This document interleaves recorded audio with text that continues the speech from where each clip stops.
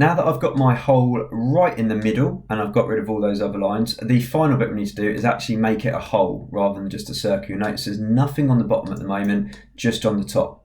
So this is similar to one of the earlier videos when we were just having a play around. I'm going to get the push-pull tool and I'm going to click once and let go. So I can now slide it upwards, which should be absolutely fine. If I wanted to make it into a tower, I could pull it down the other way, which drags it through the bottom side. But what I want to do is just take it to this line. So again, I'm going to hover, so not the top line, but the second line, and I can do this anywhere along this line I want, and I'm going to click on it. Now, just to double check, you'll notice my distance in the bottom right hand corner says -4 millimeters. So that is the thickness of this material, so I know that works, and I get it right the way through to the other side.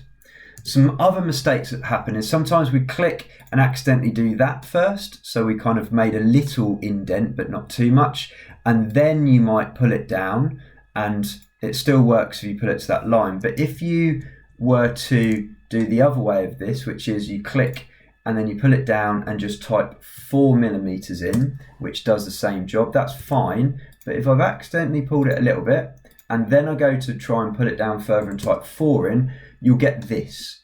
So it doesn't look like the hole's there, and what we've actually got is it's poking out the bottom a little bit.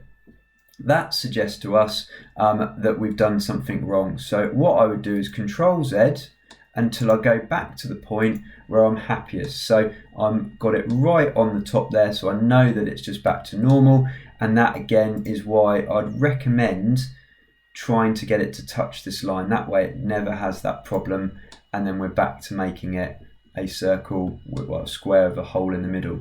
Final bit, triple click again. So I've got the select tool, and guess what? We make it a component. Surprise, surprise.